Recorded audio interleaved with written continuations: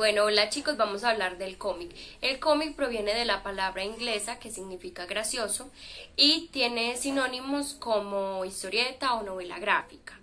Bueno, el cómic es una forma de expresión artística, pero a la vez también logra ser un medio de comunicación. Consiste en generar una secuencia de ilustraciones que van a ser ordenadas, y esta secuencia lo que va a hacer es la historia. El cómic da pie a que en esta creación puedan interferir varias personas, ya que pueden estar los guionistas, pueden estar los dibujantes, los diseñadores, entre otras personas. Entonces varios pueden interactuar para la creación de un solo cómic. Bueno, para el cómic hay ciertas características que se deben de tener en cuenta para que podamos aplicarlo. Por ejemplo, una de ellas, y considero que podría ser como una de las más importantes, serían las viñetas. Hablamos de viñetas, son estos recuadros que aparecen en los cómics que van indicando cómo se van desplazando cada una de las acciones, y estos pueden variar de tamaño. Pueden haber unos de toda una página, pueden haber 5 en una página, algunos más pequeños, otros más grandes. También tenemos algo que se llama fumetti, que serían globos de texto que aluden a representaciones del habla, es decir, los diálogos de los personajes, las expresiones, estos globitos que aparecen al lado de los personajes para indicar que está diciendo algo, pensando algo, pero este puede variar, porque pueden hablar tanto los personajes como el narrador, entonces variaría. Luego tenemos las ilustraciones, que serían los dibujos que entrarían dentro de las viñetas. Tenemos también las líneas de expresión, que ayudan a que se pueda expresar lo que es difícil de mostrar. Por ejemplo, si un personaje está corriendo, entonces se le pone como abajo o a los lados esos indicadores de que está corriendo el personaje.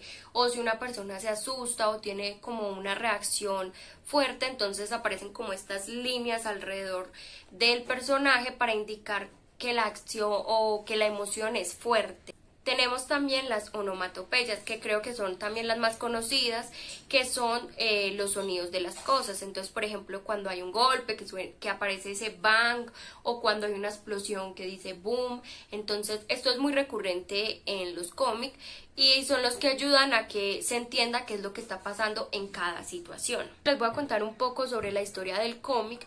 Podríamos decir que el cómic viene desde la antigüedad, porque, por ejemplo, tenemos los jeroglíficos, tenemos los códices mayas, en donde había una mezcla entre el texto y la imagen y generaban una secuencia. Tenemos también, por ejemplo, las vasijas griegas, tenemos las pinturas eclesiásticas, en donde se podía ver un poco como esta temática que vemos del cómic, pero no estaba estructurado de esa manera. Ya luego podemos venir más adelante en la época de 1490, cuando se hace la invención de la imprenta. Entonces aquí se empieza a utilizar un poco más el cómic, pero todavía no se establece de esa manera. Se utilizaba un poco como en panfletos para divulgar sobre sátiras políticas, sobre situaciones con las que no estaban de acuerdo, críticas sociales, entre otras situaciones. Entonces, en 1907 se publica la primera historieta en un periódico norteamericano llamado Mutt and Jeff.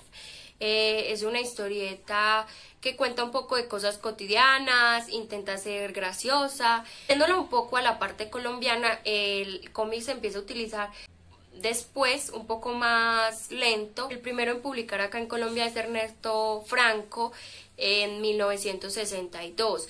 Él publica una historieta que se llama Copetín, que cuenta la vida de los habitantes de calle en Bogotá. Entonces todo gira alrededor del protagonista, que es un habitante de calle. Y es graciosa, también hace algunas críticas. Bueno, posteriormente se publica Calarca de Carlos García. Esta historieta es inspirada en narraciones coloniales y tiene como protagonista a un cacique indígena. Ya a partir de esta época también empiezan a surgir historietas en las que se habla de política, se hacen críticas, se intenta como mostrar el pensamiento erróneo que se tiene en esa época. Entonces se trata como de generar un despertar en las personas. y ya en la época del 2000, entonces ya se empieza a hablar un poco más del cómic como algo pedagógico, entonces se implementa de manera que genere una conciencia en las personas. Por ejemplo, se habla de el maltrato animal, se habla de la delincuencia, de la moral, como este tipo de cosas para que las personas sean un poco más conscientes y se toca a través del cómic. Viniendo más a la actualidad, tenemos un cómic como Los 11, que narra la historia de la toma del Palacio de Justicia y se cuenta a través de una ambientación en blanco y negro y los personajes están disfrazados de animales. Este es un cómic muy llamativo. Tenemos unos como más internacionales y más reconocidos, por ejemplo los de Marvel, todos estos superhéroes, Superman, Batman, tenemos los de X-Men, todo este mundo de superhéroes. Tenemos también, por ejemplo, 300, que fue una adaptación cinematográfica que cuenta la historia de estos espartanos, que es de guerra y mucha sangre. Eso fue un poco de la historia del cómic, espero que les haya gustado.